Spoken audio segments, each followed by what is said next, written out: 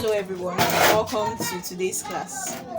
So on today's class I'm going to be showing you how to take your accurate measurements when cutting a corset. So first off, we're going to take our half length measurements. I tie this tape here so that I can know the half length of the front and of the back. The front half length of this mannequin is 16 inches. So I'm going to turn it to the back. The back half length is 13 inches. So the front is bigger than the back with 3 inches. Then next up, you take your shoulder measurements. The shoulder measurement of this mannequin is 15 inches. Then if you're making a sleeve, from this point where you put your tape when taking your shoulder measurement, you measure your sleeve. If it's a short sleeve, if it's a midi sleeve or a long sleeve, you measure it from here. Then after that, you turn to measure your bust. The bust measurement of this mannequin is, let me check.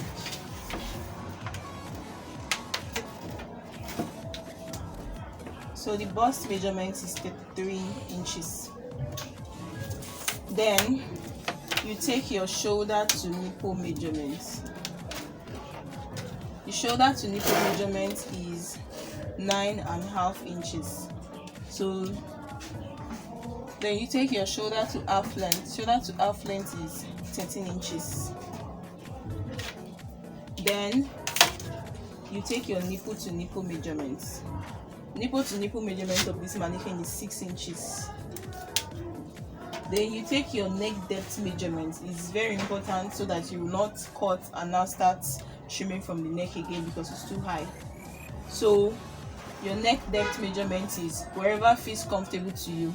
If you want it to be upper here, then you measure from here. You don't go to measure from here. You measure from the shoulder. So from the shoulder, let's say 6 is the measurement. Or you want it to show your cleavages more, you can take it to 8. So here is 8 inches. Then you measure your off shoulder measurement. Here you want your corset cup to end. If you want it to cover very well, you can make it 5.5 or 6 inches, which is our standard off shoulder measurement. But if you want it to show your boobs more, you can make it 7 or 7.5, but don't go too lower so you will not start showing your nipple. Then after that, you take your waist measurement. We've taken our bust measurements. You take your waist measurements. Then since you're done measuring your front half length and your back half length, you can remove this tape. Take your waist measurements. Waist measurement is 24.5. Then this is our standard waist measurement. But if you want to snatch your waist, if this is a human being, you want to snatch your waist, you draw the tape, but you cannot draw it because this is plastic.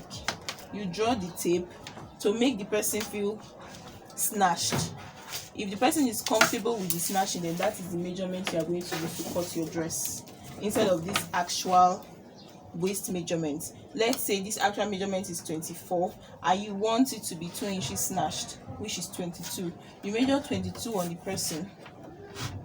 Then if you feel comfortable with the 22, you use 22 to cut your waist when cutting your pattern.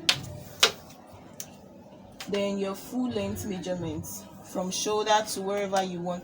If you want it to stop at your half length, your half length is going to stop. If you want to make a blouse, you measure your full length.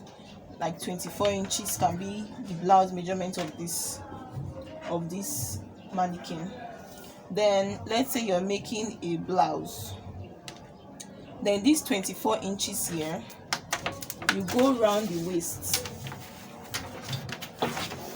which is the round waist of this mannequin. You go around the waist and make sure that 24 inches. Now on this mannequin, it is 39 inches. The round waist of this mannequin is 39 inches. If you want it to be free, you can make it 40 inches. Then if you want to snatch it very well, same way you did for the waist of the person that you want to cut the dress for, you snatch it under here too, and see if you're comfortable with it. Then that's what you're placing on your fabric when cutting.